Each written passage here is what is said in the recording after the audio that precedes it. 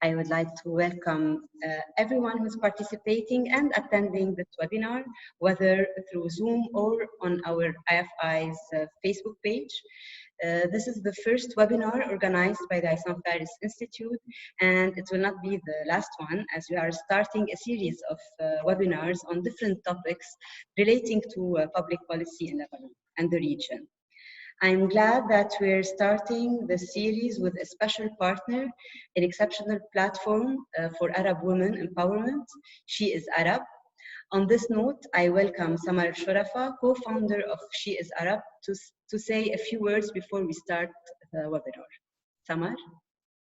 Thank you very much, Suzanne. And I would like to start by thanking the Issam Fares Institute of Public Policy at AUB and the team who made this possible. Of course, Suzanne, Hannah, and everybody.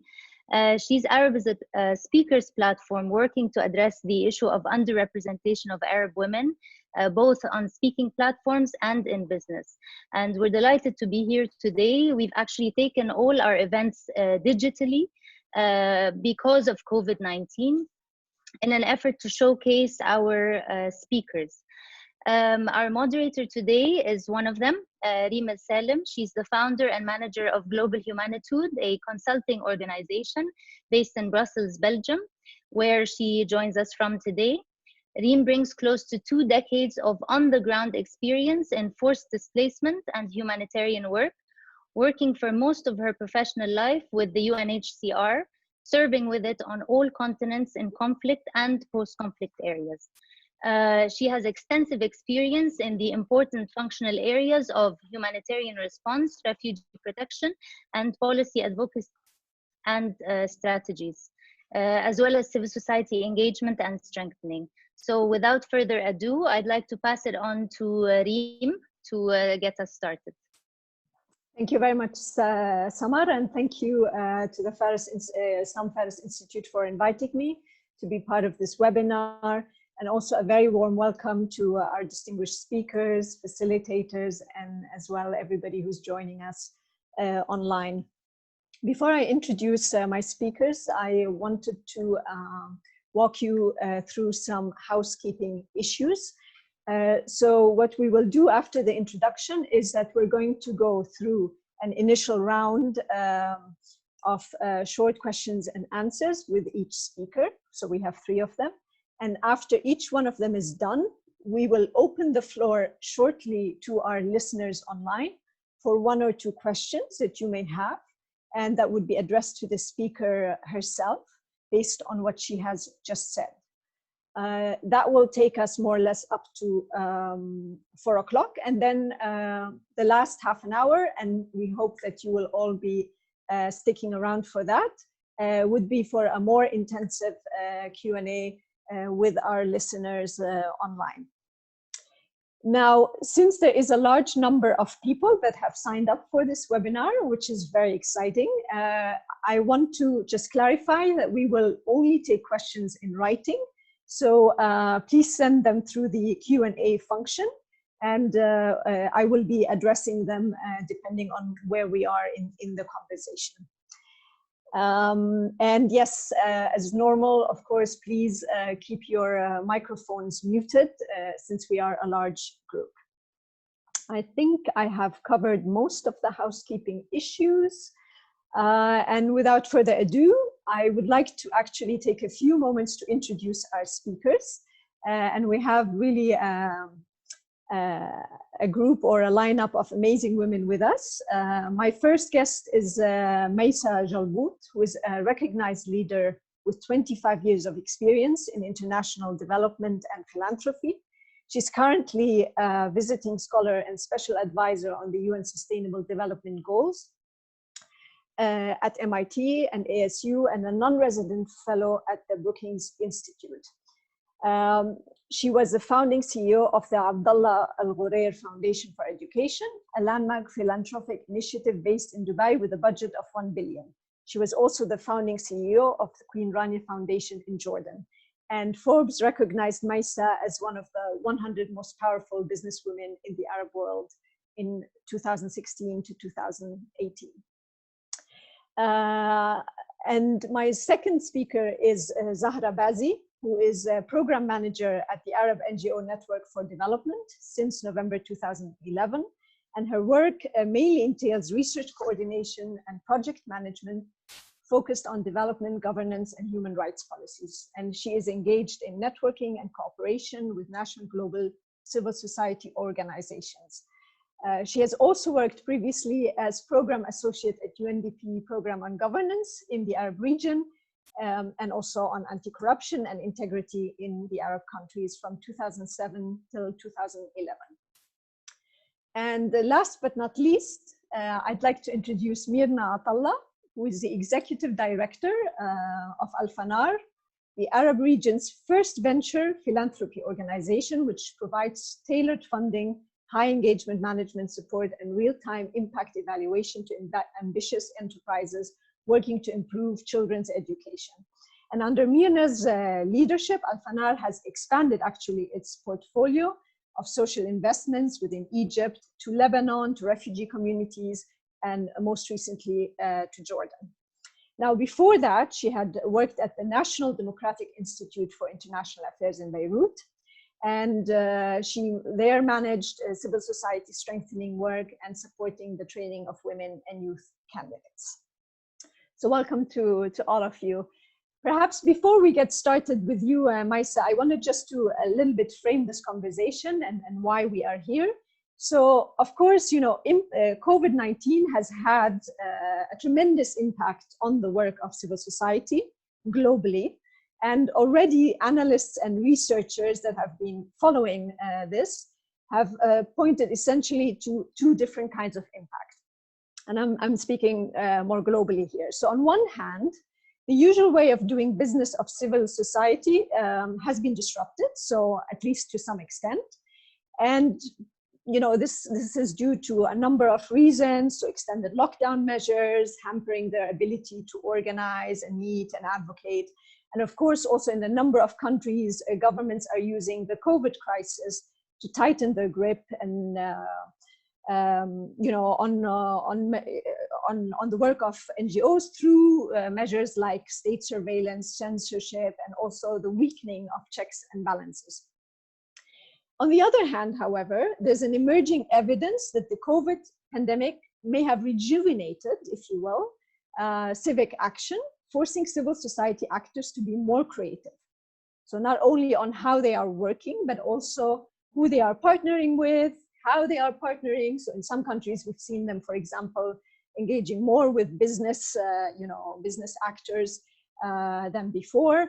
And they have, of course, also filled important gaps, not just in the mitigation and the response, making sure that the most vulnerable are not left behind, are included, but also in holding governments and other powerful actors accountable. And some of them see COVID and post-COVID world as a, let's say, as bringing opportunities to inform more and advance more ambitious reform agendas. And in all of that, of course, the philanthropy organizations and foundations and individuals have played a crucial role, and we've seen them put money for mitigation and response, as well as for research to find vaccines, etc. And when I talk about philanthropy, of course, I also mean Zakat, which, you know, plays a huge role in responding to social and humanitarian needs in our region. So, having said that, then, you know, it's therefore understandable that the MENA region is not an exception to this, and that COVID also has made itself felt in that region as well. So perhaps turning to you, Maisa, I was just curious, why do you think it was important to draw attention to the impact on civil society in the MENA region? Because this is what you have been doing also personally.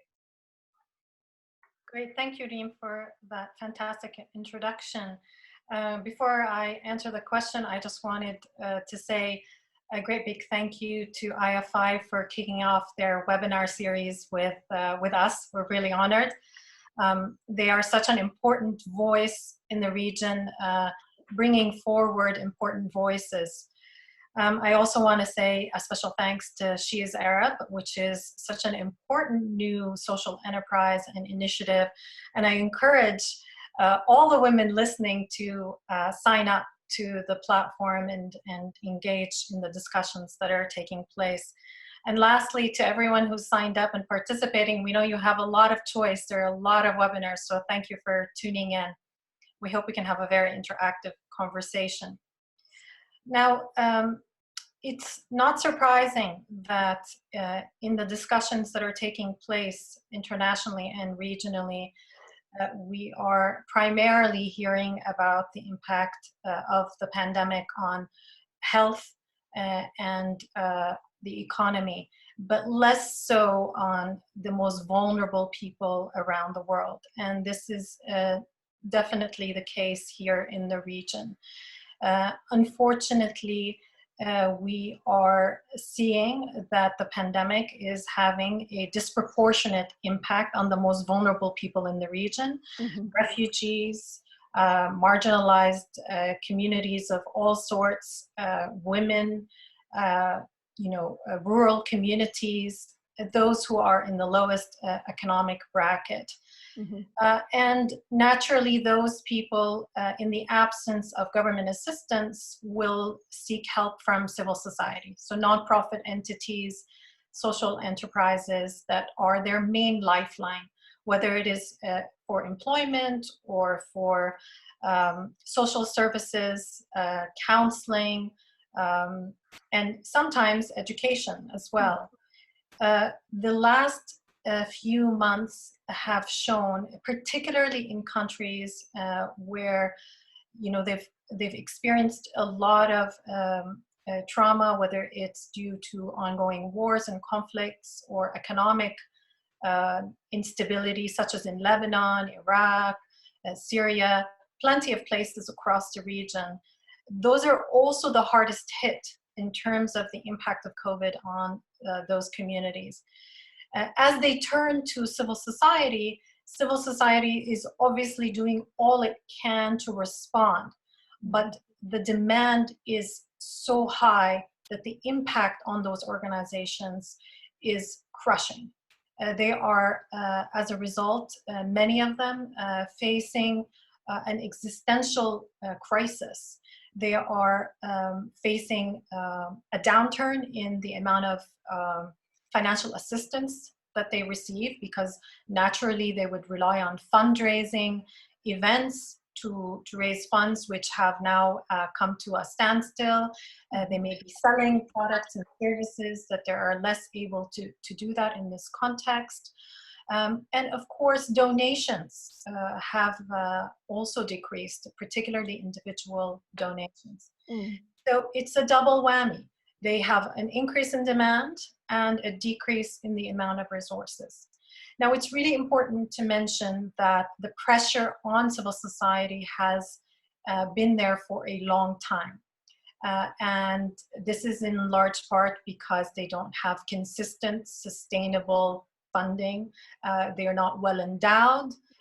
They are constantly operating on a shoestring budget.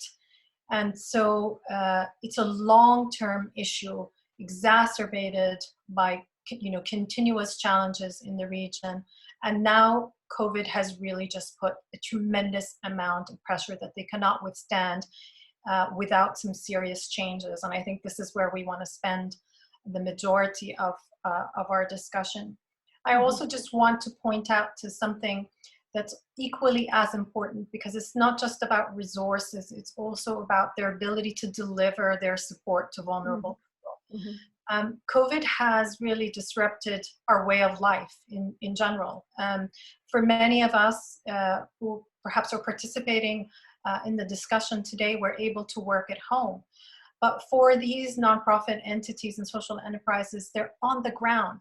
They need to be able to support people face to face, because we're talking about very vulnerable communities, whether they're people with disabilities or abused women or refugees in camps where they don't have a lot of infrastructure.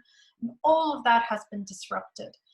What that means is that on top of all of the pressure they also have to adapt super, super quickly to a new way of operating. Many of them have risen to the challenge, and I hope we hear some examples of that. But many, many more are struggling and need to be supported very, very quickly in order for them to make this very important transition. Absolutely. And I want to thank you for raising the issue of refugees and migrants. And of course, you know, our region is host to a lot of conflict and the humanitarian consequences of that. And it's been very clear that in those countries where refugees and migrants were included in the response from the very beginning, it has, you know, been crucial for stemming and stopping the spread of the virus. I'm thinking in particular of Jordan, for example.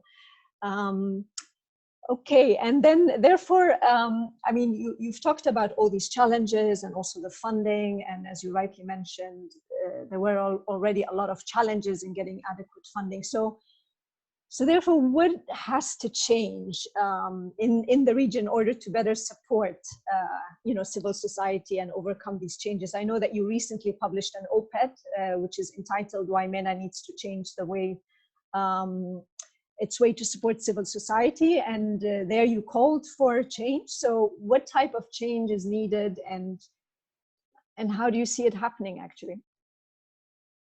Wonderful, thank you for the question. Yes, I wrote an article for IFI as I am a fellow with them. And again, in an effort to try to bring the very important perspectives of civil society forward. And I should say that was informed by the extremely important work of 26 organizations from across the region that are quite diverse. So, you know, if you're listening, I want to thank you again for participating and sharing your important perspective. In terms of changes, I think that despite the crisis that we're in, this is a moment that we cannot, you know, this is an opportunity that we cannot lose. The changes that we need to see within the sector and in the way that the sector needs to be supported have long been overdue. One of the biggest changes, let me start with sort of the philanthropic sector as well as the donor community and their role in supporting the nonprofit and social enterprises in the region.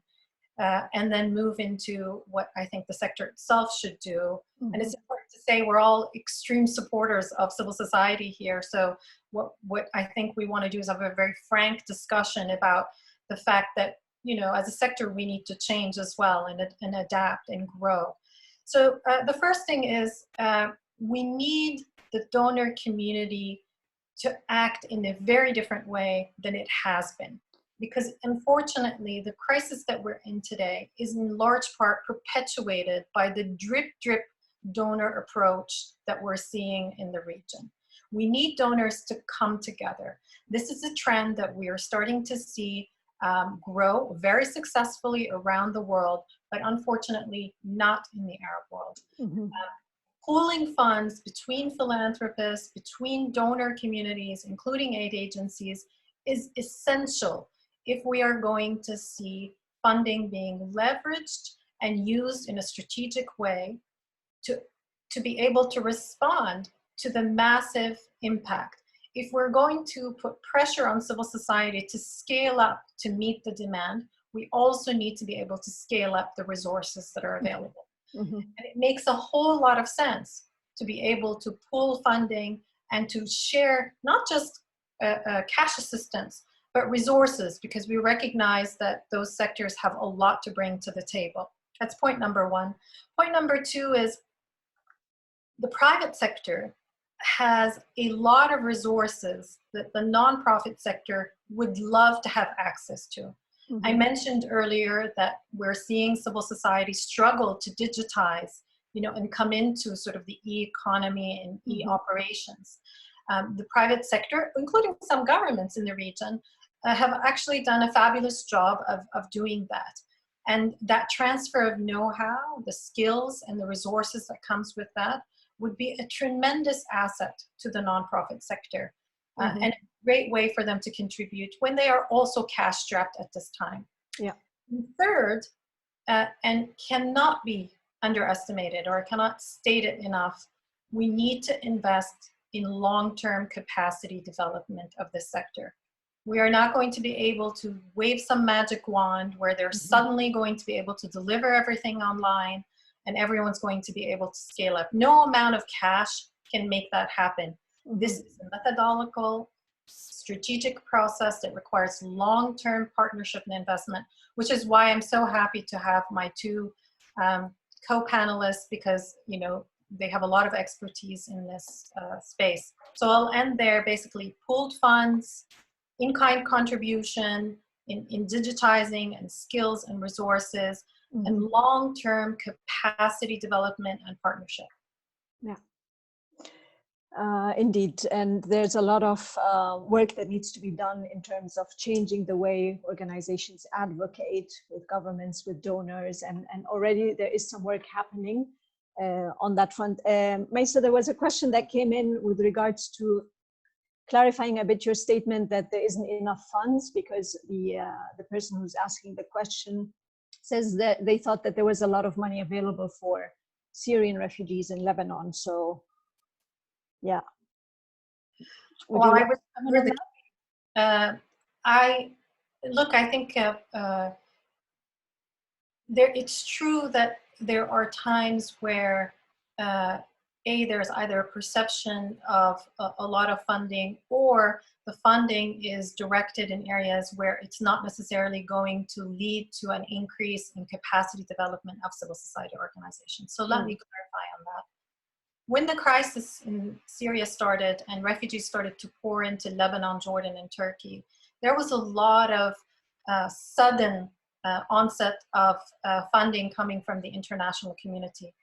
Unfortunately, I've written about this extensively. Most of that funding went to international organizations, with very little actually trickling down to civil society organizations within country, those that remain today.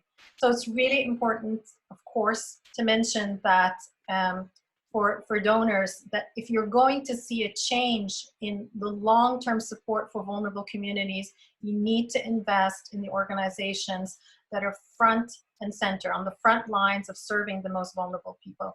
We're starting to see a change in that. We know that organizations are starting to collaborate a lot more. And thanks to organizations like Al-Fanar and others, there's a lot more investment in local organizations, but simply not enough. But it is a misnomer to say that there is a lot of funding for the refugee crisis.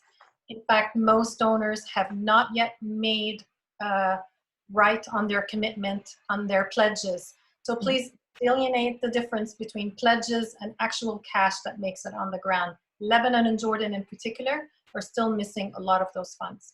Yeah, and maybe just to add that the crisis also brings to the forefront the need for donors to be more flexible in the funding that they provide and allow for more unearmarked funding, so that organizations have a little bit of leeway also to use it swiftly and adapt quickly to the emerging needs and priorities. And there sometimes that can be a challenge. Well, thank you, Maisa, for that. I would like to bring in Zahra, who also has extensive work with civil society. So, I mean, Zahra, it's a different way of working now, a lot of pressures and a lot of expectations that civil societies also adjust and become more agile and more active.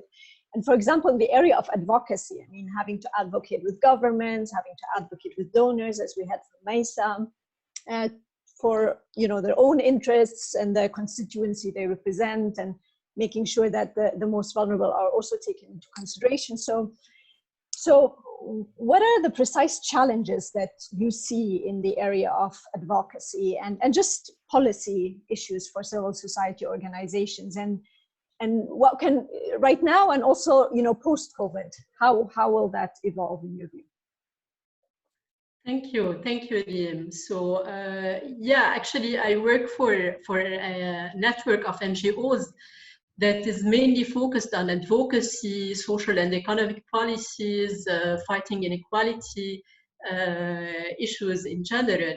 And the current crisis actually is exacerbating somehow the existing inequality, and as mentioned by Maysa, and the power dynamics also are changing and getting more complicated when we are in time of crisis. So the situation is worsened in terms of inequalities and is disproportionately affecting women, migrants, homeless, the working class in general, and so many more. And the response in our perspective cannot be solved with public health and emergency measures only, but should go beyond this, should have a wider, inclusive, and human rights-based approach to the response itself. And here it opens up a more role and more opportunities for civil society, if we want to say it like this. But also times of crisis like this is times where we saw, if we go back to past experiences, that harmful agendas are put on the table and are pushed and advanced by governments and by people in power in general. So this is also a moment that is more challenging in terms of violation of human rights, violations of freedoms, increased corruption as well. In times of crisis, corruption increases in general, and also times where agendas of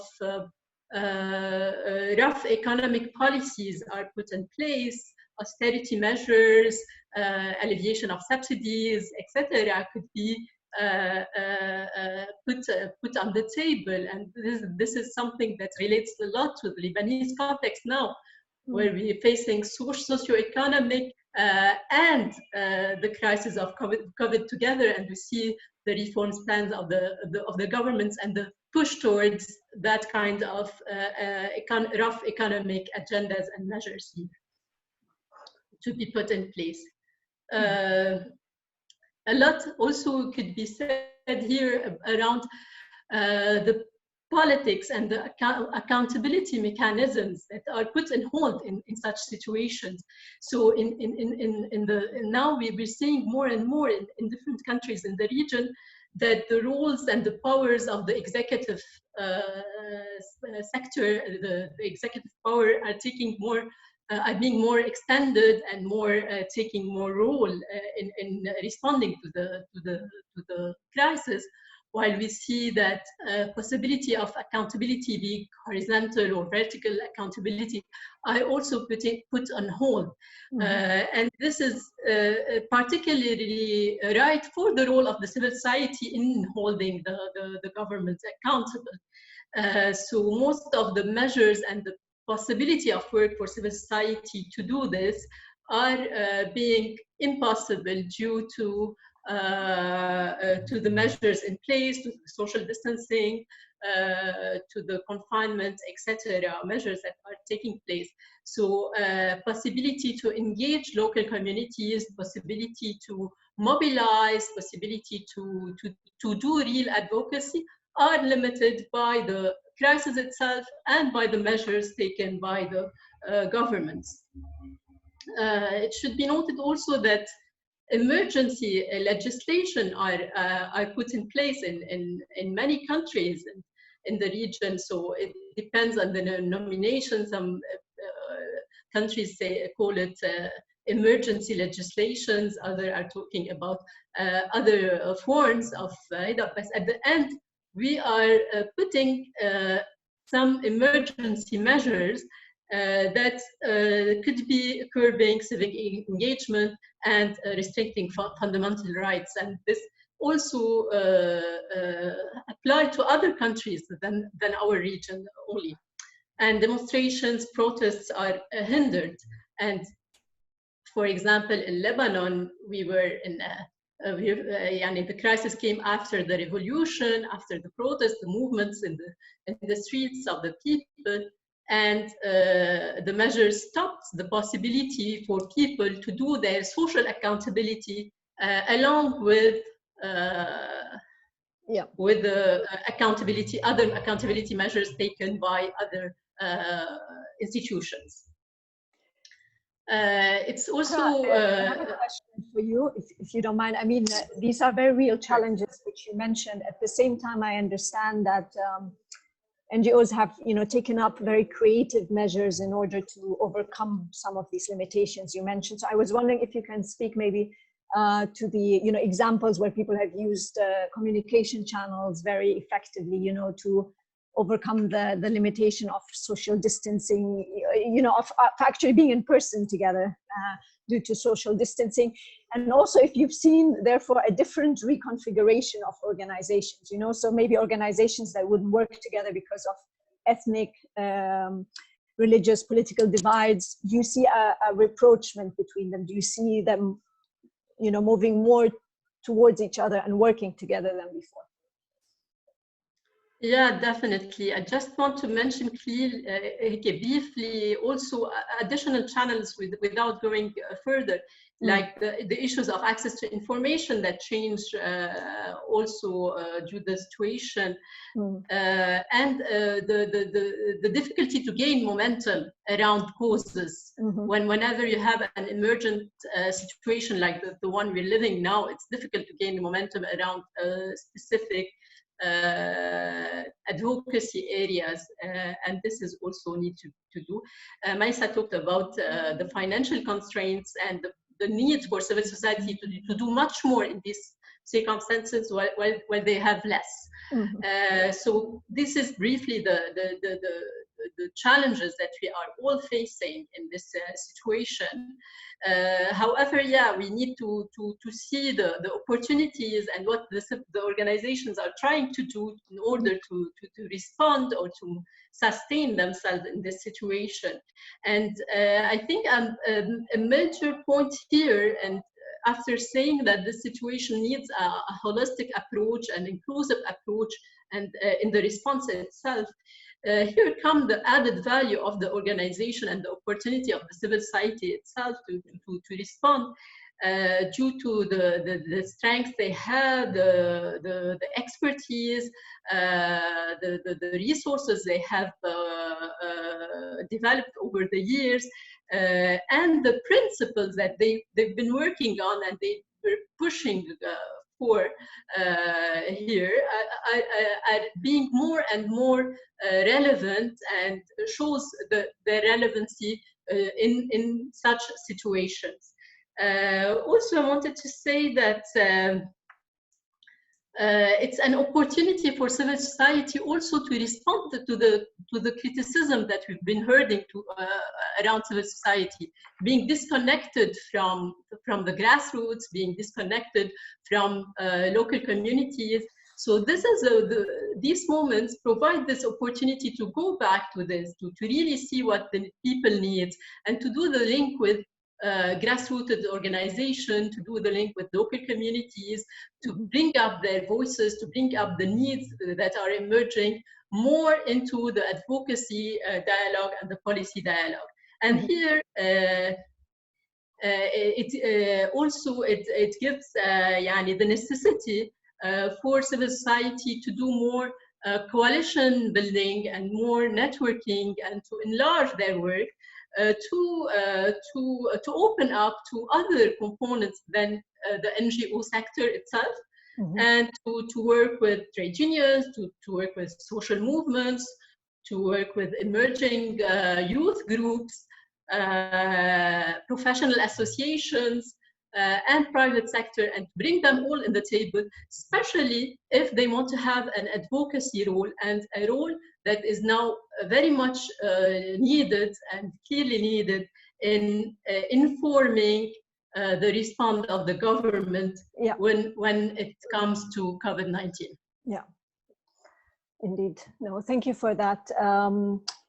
And in fact, looking at these other actors, Mirna, I understand that you are very much plugged into the world of philanthropy and also social entrepreneurs. So in order to give this also a positive spin and cast the light on the lot of very good work that is happening, and that also Zahra spoke to, and efforts made. So Can you give us maybe some examples on how social entrepreneurs in the region are, are turning this crisis into an opportunity, not just for the response now, but also in the future? Absolutely. Thank you, Reem, and all of, Mesa, Zahra, IFI. It's really exciting to be part of this panel, and it is really an important moment to be discussing what we can all do, whether we're on the ground, or whether we are, philanthropists, donors, investors, etc., in the social space. So I think just to give a little bit of context for the examples that I'll give, Al-Fanar is a venture philanthropy organization, which is, a gorgeous mouthful, but it's part of, a broad global movement, which is just worth understanding because it's very much a response to many of the issues that we're seeing play out today. Mm-hmm. So at the heart of it, Al-Fanar is essentially a platform for philanthropists, mostly individuals, in fact, small, medium, and large, as well as a growing number of corporate foundation partners who sort of share a vision that we can pool, to Mesa's point, our capital together and help it go further towards sustainable change and results, specifically and directly within vulnerable communities. Mm-hmm. And when we started 15 years ago, we chose quite, intentionally those areas that had the highest social returns on investment. So in particular, children's education and women's economic empowerment. And we've also added, because of the needs of the region, youth unemployment. And so within that framework, we are this platform for engaged and strategic philanthropists, but with a team on the ground that then goes on, not unlike a private equity fund, but for social enterprises, mm-hmm. that goes on the ground, runs due diligence, and finds ambitious social enterprises in these areas to back and invest in. And these are both nonprofits that we are helping develop some form of self-generated revenue so as to reduce their dependence on donations and grants in the long run, so as to ensure that they're able to be responsive to their communities, have enough reserves so they're not, effaced in times of crisis or when Al-Fanar exits, because that's always our intention, or they might be social purpose businesses, as we're seeing emerge, in the social enterprise space. But globally speaking, I think in terms of civil society and this conversation, it's so important for us to sort of think about how we come together to ensure that civil society organizations, and we in particular, speaking about social enterprises, are really accountable to the communities they serve and not the donors who invest in them. And so that's part of our approach, really. And so how are we doing that? To get to these examples that I'll give, one, funding, absolutely, when we're pooling this capital. We like to think of it as risk capital. So it's grants and zero interest loans, but it is largely flexible. It can go towards salaries. It can go towards marketing. It can go towards digitizing. It enables these organizations, we hope, and because we're doing it with them hand in hand, to properly grow their impact. Mm-hmm. But funding is necessary. It isn't sufficient always for the growth that we need to see. And so the real glue to the process is high engagement management support. And at a time like this, when organizations are really struggling to know that you can phone somebody at any time of the day, because we are, very, very much attuned to their plans. We understand how to support them and shifting and pivoting. That management support is critical to enabling growth, and is an easy way to sort of also plug in-kind mentorship. And the third piece is real-time evaluation and impact evaluation. Mm-hmm. So we give apps, we develop apps for each enterprise so that they can track very specifically, their growth in social impact, or if there's a change in need, how can they change and be more responsive? and also, of course, their finances, because at the end of the day, we need, better decisions and more strategic decisions to sort of derive from data. So what we know that actually the situation is really complicated, because ultimately these are organizations that are running at some level businesses. So any organization that has face-to-face food businesses, textile businesses, these organizations are suffering, where we're fine, and we are responding. We have launched a campaign. We are endeavoring to support these organizations and the communities who have lost jobs to be able to survive, because they need to survive in order to do the important work that's required sort of long term in terms of employment and education. Where there's some really exciting movements are online. Honestly, any of the investments we have made that either had baked in, if you will, to the impact model or the revenue model, some form of online strategy, are actually able to benefit, and they've been able to pivot very quickly within our new physically distant reality. So I'm excited because I'm proud of all of the organizations. So I'll just give a few. Natakallam.com employs refugees to serve as online language learning partners for Arabic learners worldwide. They also have other languages as well. But actually, while people were sitting at home thinking, what should I do with my time? Maybe I'll learn a new language. They actually experienced a growth in demand. On sort of other fronts, we have an investment in a brilliant organization, Tabshura, in Lebanon, which had already digitized free the entire Lebanese curriculum. Suddenly, with the crisis, they were there and present and available to sort of formalize a relationship with the Ministry of Education, and enable larger masses of children stuck at home to access the curriculum. In Egypt, where obviously the scale is massive and children have been out of school since March 13th and are not going back until the fall, not dissimilar to the rest of the world, one of our investees, Educate Me, was just recognized by the Ministry of Education for the speed at which they were able to shift online many of the learning tools that they use in one of the community schools that they run in a slum area for 400 children. And the Ministry of Education has actually asked them to develop a manual to serve as a guide for other organizations and community schools. But similarly, this organization trains 5,000 educators in 150 schools in 6 governments. Because it was able to shift online very quickly, it didn't lose the contracts that it has with, people who have paid for these types of training. So maybe it's self-evident, but I think anybody who's able to sort of shift online has been able to take advantage of the situation to turn the crisis into whatever opportunity they can to continue educating children, to continue providing employment, especially if that employment can also be safe, because it is online and physically distant. And since Maisa and Zahra also addressed the issue of reducing funds, I'm just wondering, do you share that view that there's reducing funds? I mean, maybe other funds can be identified from other non-traditional pots. And I'm just wondering, in the philanthropy section, have you seen more interest by philanthropy, organizations to get involved? Have you seen a shift because of the crisis?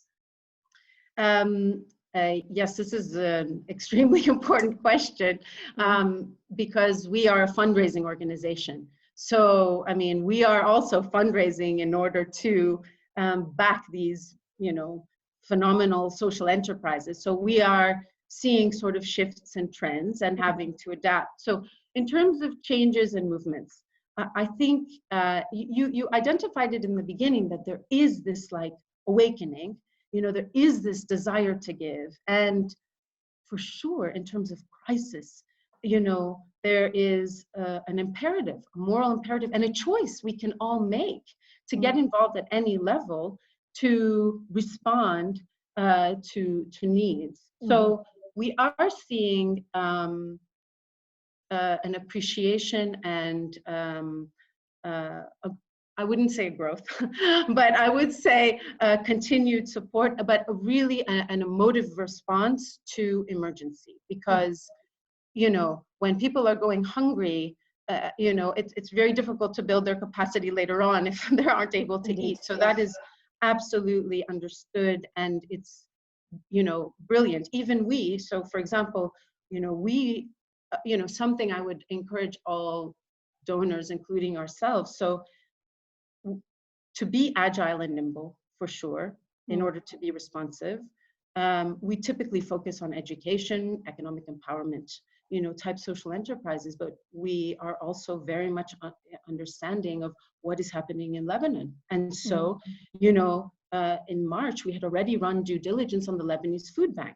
Now, the Lebanese Food Bank has experienced an enormous growth in demand, from 500 food boxes a month to 50,000 food boxes a month in a matter of weeks.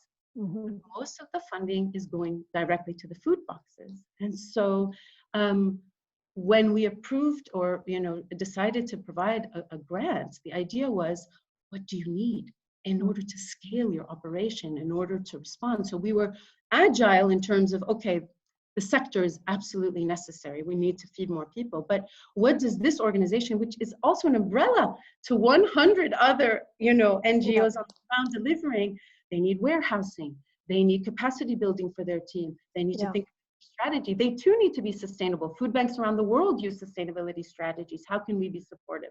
So, you know, agile and responsive in terms of the emergencies, but and this might be, you know, almost like I'm contradicting myself, but the part that is going to be required in the long run in order to really scale response is strategic giving, in terms of being open to capacity building needs, being open to sustain a salary. You know, it gave me real pleasure to hear from one of the preschools that we invest in a refugee camp.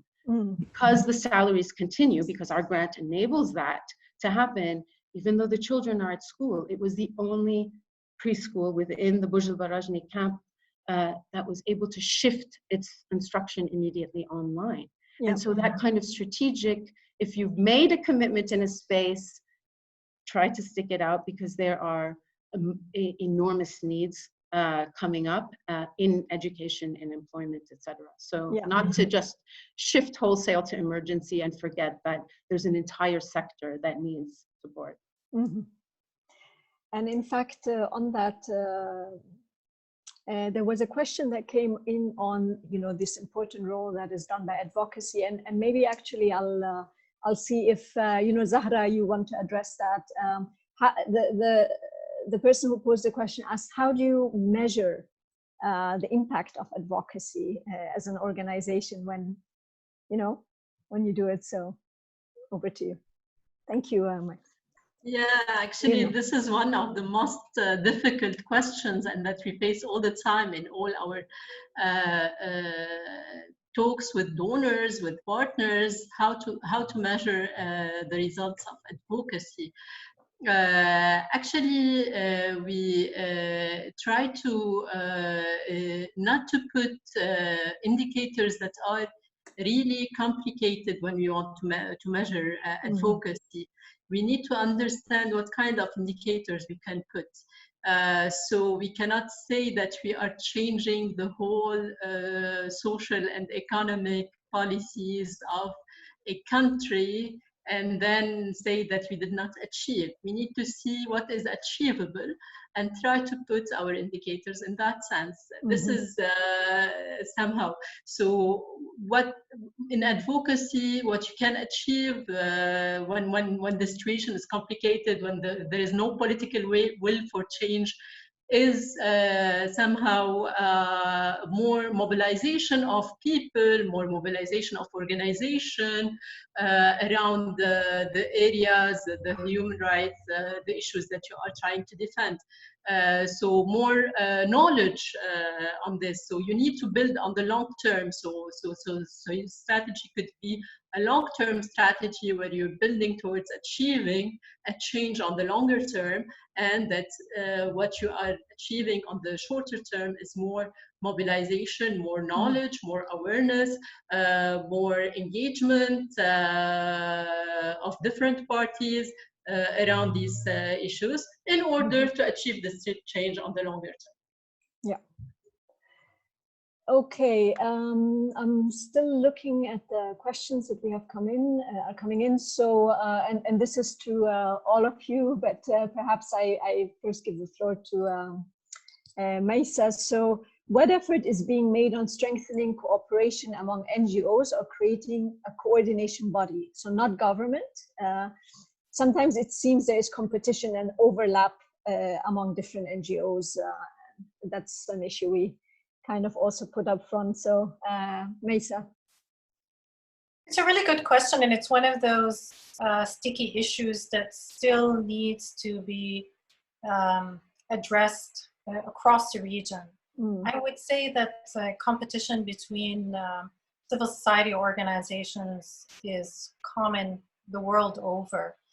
But what we're starting to see is a number of initiatives that are trying to create a common platform for support. You know, Al-Fanar is a good example here in the Arab world. There are quite a few examples around the world that are essentially trying to create an opportunity to invest in multiple organizations at the same time, to unify the message around needs, to coordinate efforts like we heard just now from Mirna about the Lebanese Food Bank, which, you know, really proud of the way that it responded to the need in Lebanon, because in fact, you know, it's not only scaled up massively its offerings, but it was supporting Lebanese refugees, all nationalities, in an equal way, which, you know, addresses a major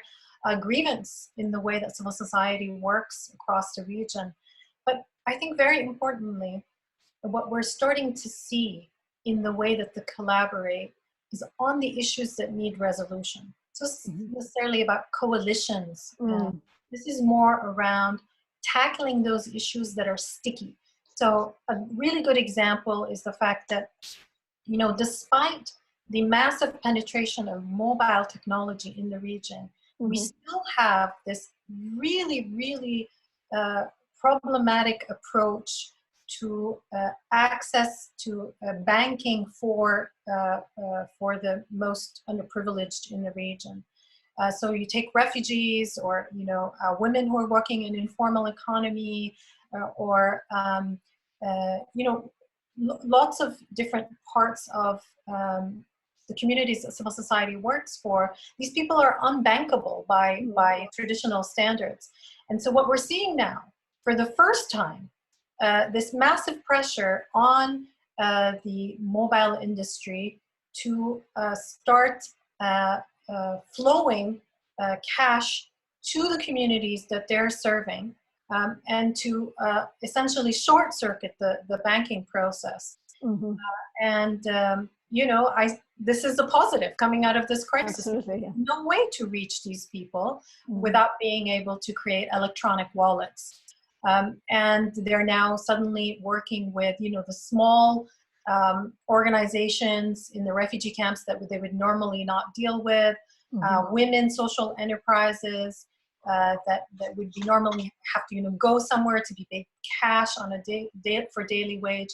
So I think this is the kind of innovative work that will have sustainable impact as a result of this crisis, as a result of social enterprises and nonprofit entities coming together and saying there is a way to resolve some of these sticky issues. Yeah, it's not all gloom and doom.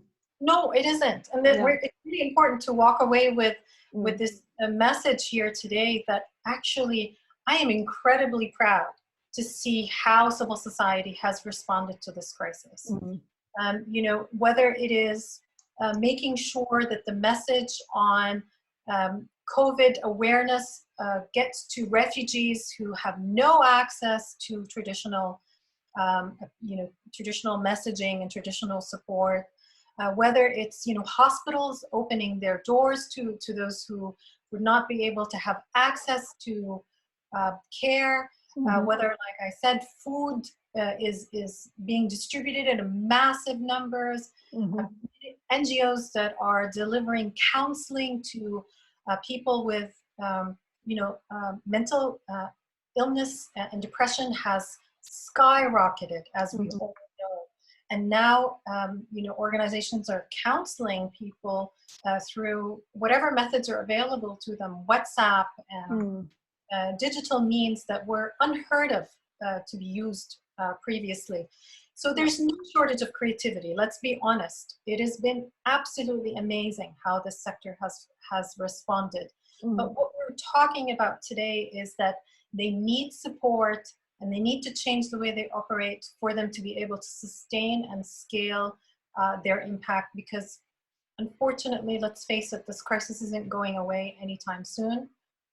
We're settling in for a long time, and we want to see these organizations there for the long term, because they're needed, and vulnerable people have nowhere to go but to get the support they need from these very, very small organizations on the ground.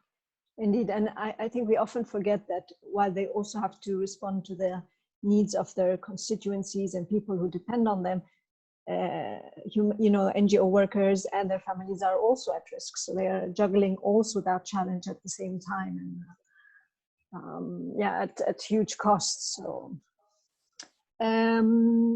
And in that respect, Myrna, did you have anything you wanted to add to that discussion? I think it would be interesting maybe to touch on possibly zakat, since it is Ramadan. Yeah. I'm going to sort of add it into the mix, because I think it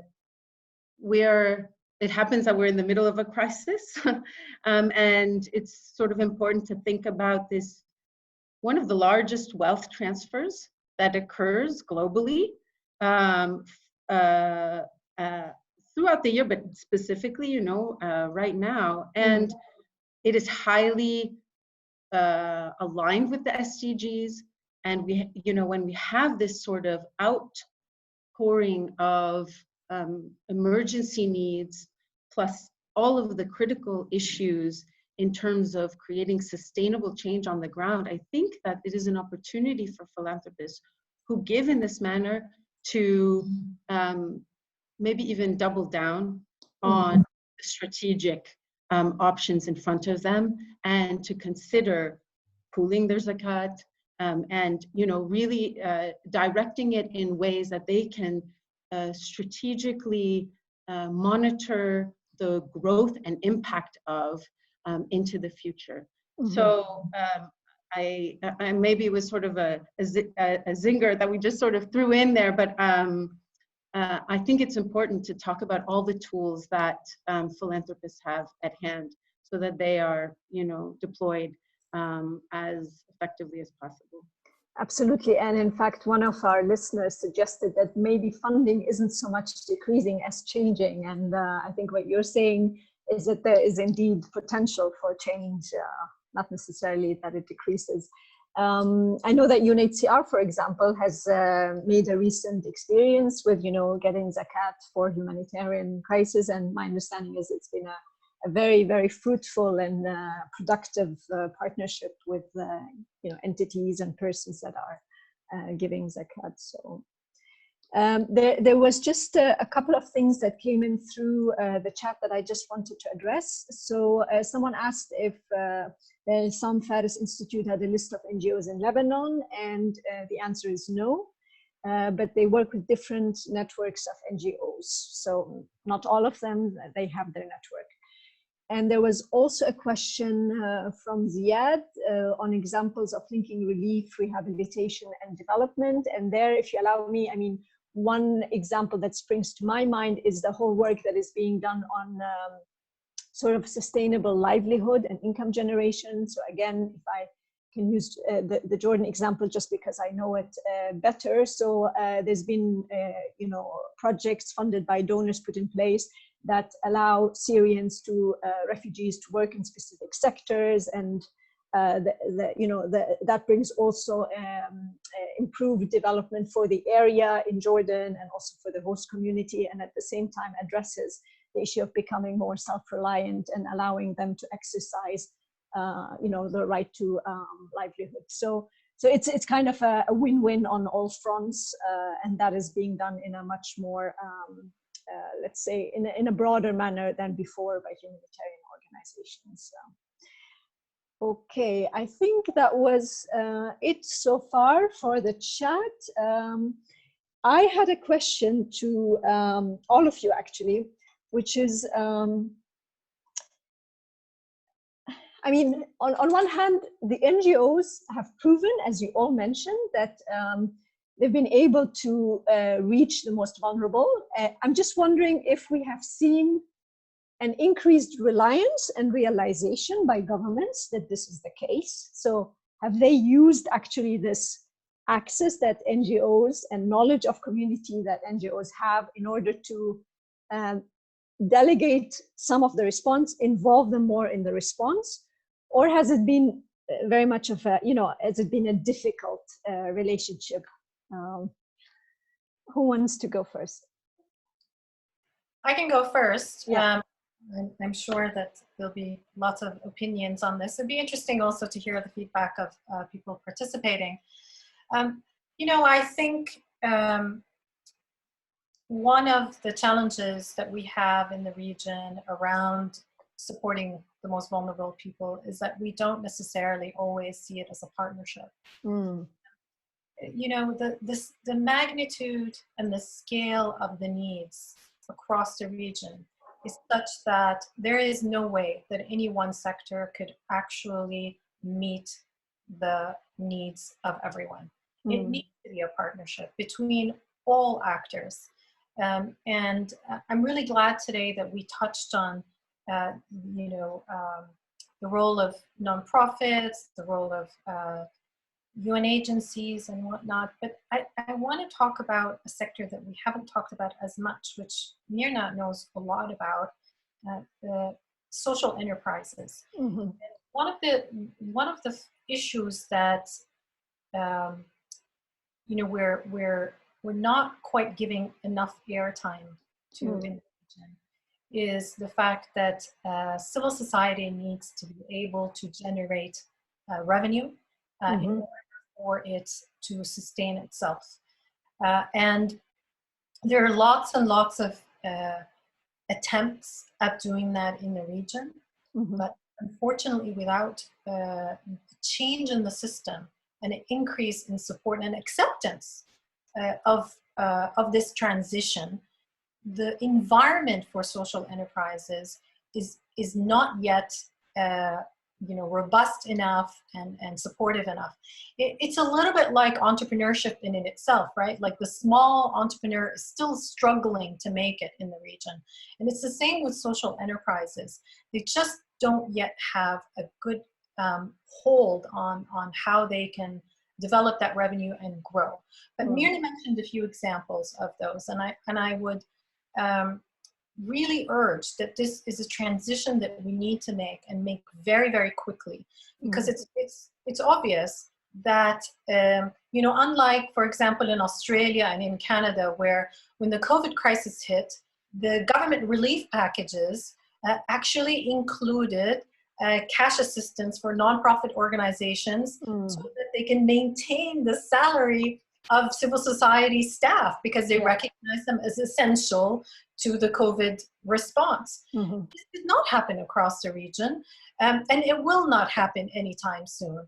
So it puts the onus back on organizations to actually be able to generate the kind of revenue that allows them to sustain. And this is where strategic philanthropy comes in, where we need to see them invest in the kinds of things that generate revenue over the long term.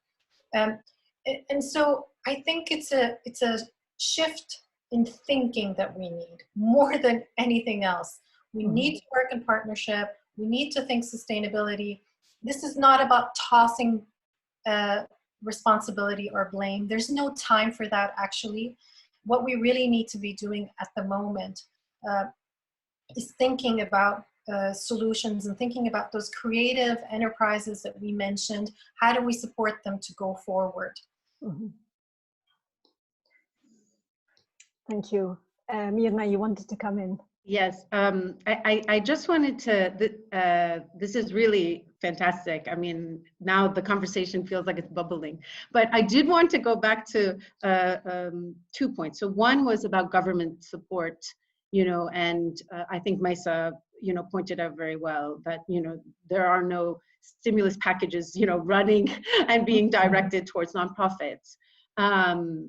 That said, you know, generally speaking, when we're running our business plans with organizations, it is typically understood that there's sort of two goals that we're all after. One is sustainability, or a large amount of self-sufficiency through self-generated revenue. And I want to get back to that because I do think funding is dwindling. I didn't want to give that impression earlier. So one is that. The second is, can you scale and become enough of a thought leader, like, let's say, Educate Me example I gave in Egypt, that the government is willing to go to a local actor and say, let's partner together. You have this expertise. Let's develop the manual. We don't need to do it, you know, from scratch or go to an international organization to get that information. And in order to be in that position, organizations need to scale massively to be in a position to have this partnership dialogue and discussion, you know, with government. We have brilliant investment in, you know, Upper Egypt that works with female farmers. They work hand in hand with Ministry of Agriculture engineers. There is no way Life Vision on its own is going to be able to transfer enough knowledge to all of the smallholder, you know, farmers in Egypt if it doesn't work hand in hand. Yeah. That said, in Lebanon, because of the crisis, we actually had an increase in applications from some of the largest NGOs who were previously working with government, but government was no longer able to work with them or pay them. And suddenly the question was, well, maybe we need to think about becoming more social enterprise. How can we be more enterprising nonprofits? There's a long history of this, of course, you know, I mean, in Lebanon, but in the region. But I think it goes, it is one of those sort of critical mindset shifts that is an opportunity for us to embrace, which is at what point in our impact and revenue models can we ensure that there is long-term sustainability in our work and less dependence on fundraising or unreliable, you know, sources of grant funding. Yeah. And I do think that it's not, I know that there is a drop in funding towards these entities because the emergency response is so acute and the needs are so vast that it's very hard to naturally invest in an organization that is possibly serving, you know, children with special needs over, you know, feeding people or employing others. So I think that this concept of social enterprise and providing grants for organizations to be able to, you know, make sure that they're solid enough to generate revenue and become sustainable in the long run is going to be critical. And it's an opportunity we all have to bolster civil society. And I think the last thing I would say is about ownership.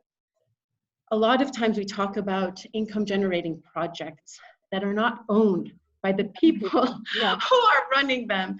And, you know, we talk about investees, we talk about and in fact, we don't invest in individuals, we invest in entities that are registered, but it's very important that the knowledge transfer and that the ownership of these vehicles, these social enterprises, is really in the hands of people who can benefit from them, direct them, and grow them and scale them to both lead to greater impact and sustainability. Yeah, a lot of very important points there, Myrna, and in fact, some reaction from our listeners. So Nadine says that you have mentioned that in times of crisis, a positive aspect is that funding goes as directly as possible to beneficiaries and vulnerable communities. which is absolutely essential. That being said, what are your thoughts on the idea that funding support to CSO should also include support for the organizational capacity of the CSO, even in times of crisis? Because they are structurally vulnerable, especially in times of crisis. So would anyone like to address this? Or yes, Zahra. Yeah, actually, I had a few ideas on different points that were raised before and this one as well. So first on the question around working together, networking between organizations, I wanted to say here that there is an important role for donors on this issue, an important and controversial role for donors on this. So we see a lot of that the donors are supporting this kind of cooperation, networking between organizations, are pushing for the creation, establishment of networks everywhere. But at the same time, they are also pushing for agendas, for their agendas and priorities, and which makes more competition between the organization on these issues. So, and this is something that you can see a lot in the situation in Lebanon, in the organizations in Lebanon. For example, taking women's rights organizations, they are competing on the issues, while there is a lot of issues to tackle because of the donor agendas on these. So this question, needs to be also directed to the donors on how to really support the networking without creating this kind of competition between the organization. Another thing about networking is also related to this programmatic and frame that is put for the organizations. If we see the response now from different organizations in the region and networks and groups of organizations, they were able to respond in terms of issuing statements, preparing policy papers, doing joint webinars, etc., because they were a bit free from the programmatic frame for their work. So this was an emergency. It wasn't planned. It wasn't in our programs. And this gave us the flexibility to react, to really try to see what is needed and how we can react, especially that we were not, as the organization, overwhelmed with preparation or of events, etc. We were confined, we had the time. So this makes us think about the future, maybe less overwhelming and less putting pressure on organizational things, etc., in order for organization to be more relevant and more able to respond to emergent things, to what are the real needs, to listening more to people is important as a kind of a lesson learned from this situation. On the third point, and very quickly related to the relations with the government, here from an advocacy perspective, I would like to say that maybe governments in the region were relying on organizations to deliver services when needed, some of them, and in the case of Lebanon, it wasn't even the case in terms of services, but in terms of designing the response, putting the policies, designing the policies of response, they were not listening to. And this was, and this is the result of a survey we done through the network with a lot of organizations in the region that had the same impression that at that time of crisis, government did not consult with the civil society to design the response. Yeah, and I'm glad you raised that, Zahra, because as I was thinking about possibilities for scaling up, maybe a government CSO partnership of some sort to address vulnerable needs, I just wonder if that might not turn into like selective scaling up, where they tell you, yeah, you can scale up in these things, but please don't touch human rights, or don't do, don't speak about this, don't criticize us on that, and straitjacketing, the CSOs. And And that's why I think it will be very important to continue to keep an eye on regulatory frameworks in the different countries, and changes to legislation. How are restrictive changes creeping up into the law that affects NGOs? So not to lose track on that. What is the right of participation and freedom of speech also, and the extent of the harassment of people that are like human rights defenders, or put themselves in for specific groups of people. So it remains to be seen. Now, Mirna, coming back to just something you said about social enterprises, Rima wanted to react to that point and said maybe social enterprises have to be part of consortiums to support reduced overhead, and that they can also salvage know-how gathered by each of the social enterprises, and that the consortiums can be between social enterprises and non-social enterprises.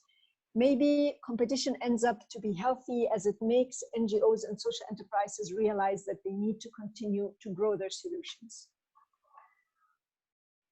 Rima, thank you.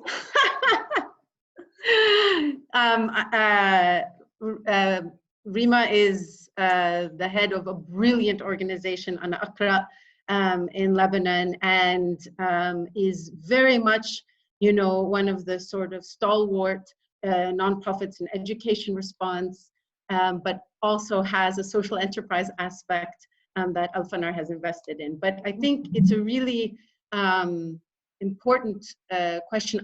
I mean, I believe in competition. I do believe, social enterprises, we're sitting in a civil society conversation, and that's very important because there are many nonprofits, that are social enterprises, but in many ways it is a critique of the traditional nonprofit, structure, and it is an offering of a new capitalistic model that can have double and triple bottom lines, that can say, impact is important, sustainability of the environment is important, and financial sustainability is critical. So I believe that, competition is going to increase. We are going to see a disappearance of some organizations that weren't structurally strong enough to pivot and to take advantage of opportunities. That's usually clearer in social enterprise because there are less masking tools, typically, I'm not saying that grants are masking tools, but sometimes, we don't have a clear bottom line in the nonprofit space that, removes some actors. So I do think that it will be harsh, but potentially beneficial to allowing for strongest ideas to emerge. But that said, in this time frame when revenues will drop and there will be a question about sustainability, the consortium approach will be absolutely critical. And we see this, of course, in the private sector.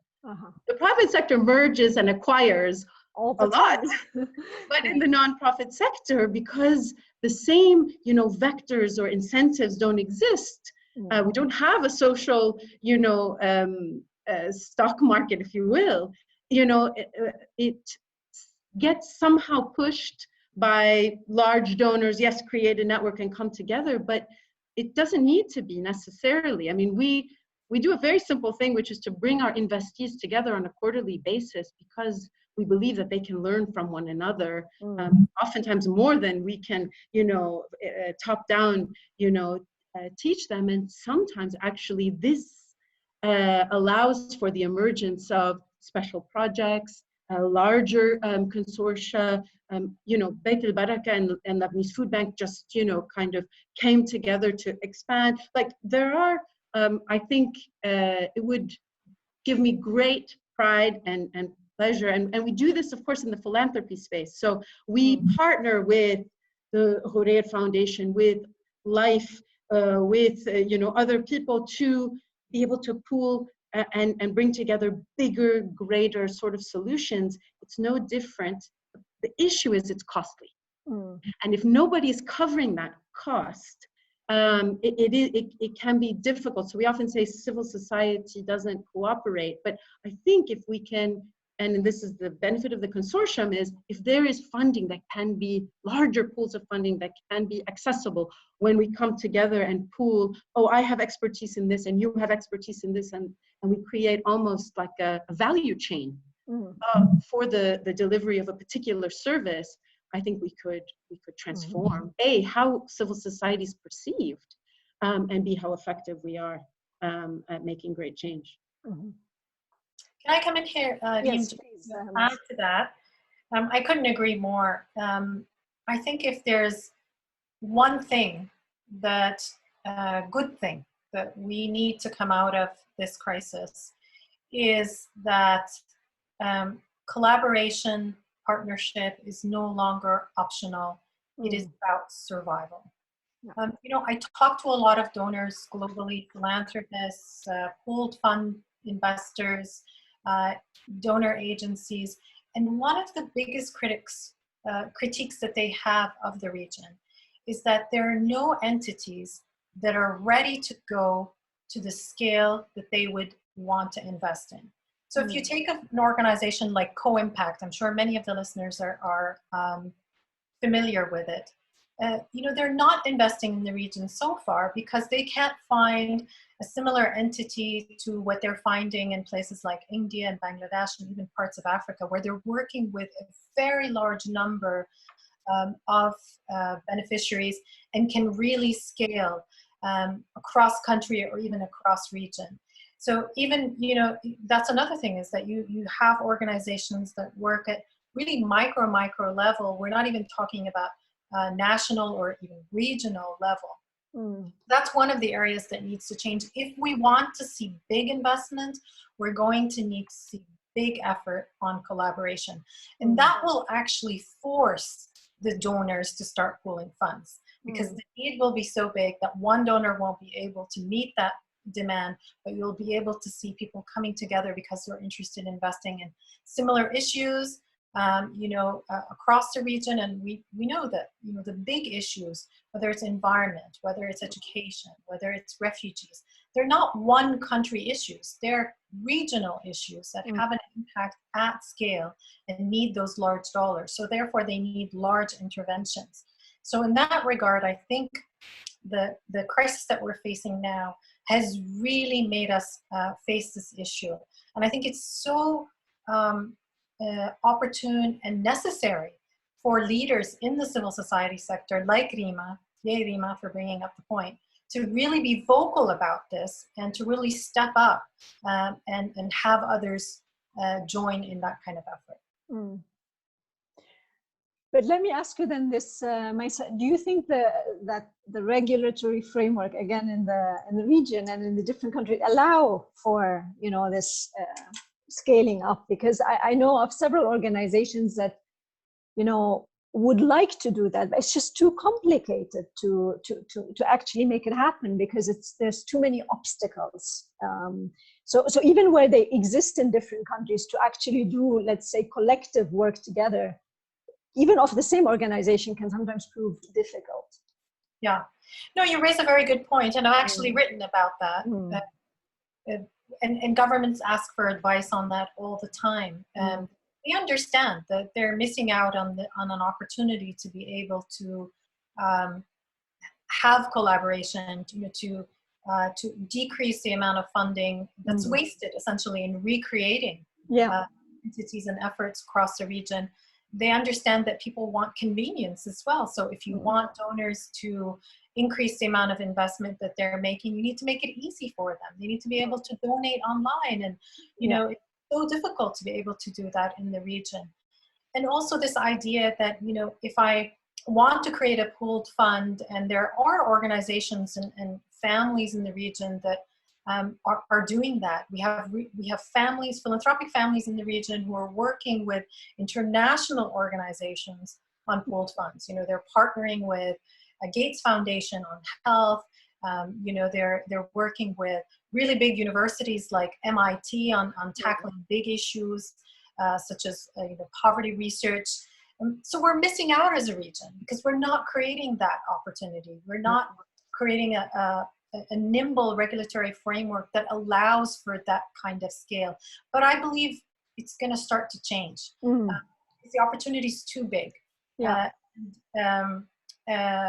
You know, you're starting to see some leadership within that creates an appetite for this. Let's hope so. All right. Optimistic to be in this work. Yes, exactly. I was just going to say that. So, coming back in the last 5 minutes to you know, the feedback from our listeners. So there is a question from Daniel to actually the three of you. So from where you stand now, if someone were to grant you 2 to 3 of your asks in terms of strengthening civil society in Lebanon, what would you ask for? Maisa, since I have you in front of me, you go ahead first. Okay, great. Lebanon's getting a lot of attention here, but I just want to say that the three of us work across the region, and interestingly enough, you know, the issues are there are a lot of common issues right across the region. So we may be referencing Lebanon specifically because of the crisis that's been, you know, ongoing there, but the recommendations apply. And my 2-3 wishes, the first one would be to invest in pooled funds, you know, to really create that mechanism. That's number one. Number two would be to invest in really modernizing the sector. You know, I cannot tell you the amount of times that I talk to some amazing minds and people who have moved mountains on a local level, who are frustrated that it takes them so long to be able to scale up their impact, or, you know, frustrated because they don't get the money. You know, some fancy organization comes in because they have really good marketing and lands the big contract while they're sitting there sort of waiting for anything to trickle down. We need organizations to digitize, to become professionalized, to, you know, pay staff their worth so that they can attract the skills that the sector needs. It's not unlike any other sector. It needs people who understand marketing, social media, you know, have capacity in multiple areas that are highly demanded elsewhere. So we need to be able to pay them living wages. You know, not everyone can work as a volunteer in civil society. You know, and nowhere is that more evident when we're working with children, right? We pay so little to young people that serve our most valued, you know, part of our society. Working with early childhood educators, as an example. I can go on. And the third is to invest in the long-term capacity and development of the organization. Stop investing in delivery only, and think about the fact that every time you do that, you're stripping away the capacity of that organization to be sustainable, to build forward. Those are my 3 wishes. Great 3 points. Thank you for that. Zahra, I give you the floor. Yes, thank you, Miriam. To be very quick, I think what is needed now for civil society organization is to reassess their existing analysis, strategies, theory of change, in light of what's happening now. So, how can we rethink our strategies in light of what's happening in terms of what is possible now, what is possible politically now, what are the opportunities, studying what is possible, what is not possible anymore, and updating ourselves in that sense. A second point would be, I agree, would be modernizing, using new tools, innovating in our approaches and our way of working. And a third point is more a demand or a ask for governments and for policymakers is to be more open for civil society, to open more space for civic engagement, to open more space for listening, and to, in the same spirit of what Maisa was saying of partnership. It needs to be from different partners in the region, in the country, wherever we are working. And I mean, the crisis that we are facing now, taking the Lebanese context or the regional context, and different multifaceted crises that we are facing, needs this partnership and requires this partnership from different partners, but especially for governments to be able to react, they need to open up to other partners in the society. Wonderful. Mirna, last but not least. Okay, you may hear my children screaming, so I excuse myself, but this is the reality. Okay, so we do work regionally, but since the question is about Lebanon, I think it gives us, we are all facing austerity in enormous levels. That is what is coming. And I do think that if I were to have a few wishes, it would be, don't create just new initiatives because you have a nice idea, whether that's on the civil society side or on the philanthropic side. I think there's a wealth of incredible organizations who are operating and doing phenomenal work.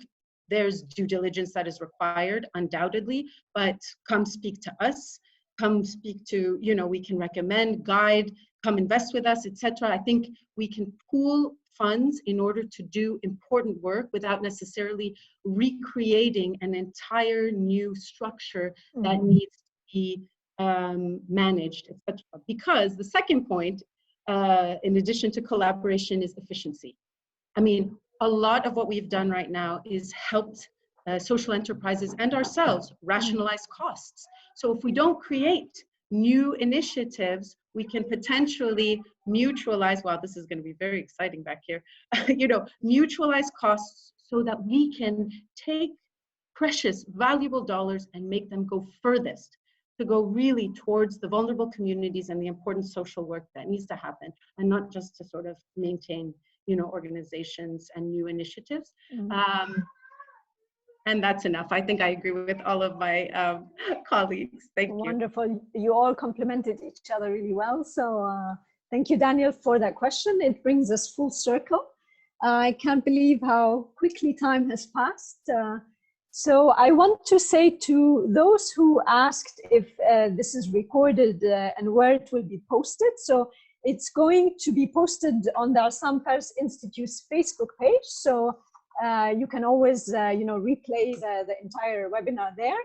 And I want to take the opportunity really to thank all of you, Maisa, Zahra, Mirna, the Assam Paris Institute, and She is Arab, of course, for this wonderful initiative, and to all our listeners who have sent in comments and very interesting questions. And we hope to see you again. So thank you very much, ladies.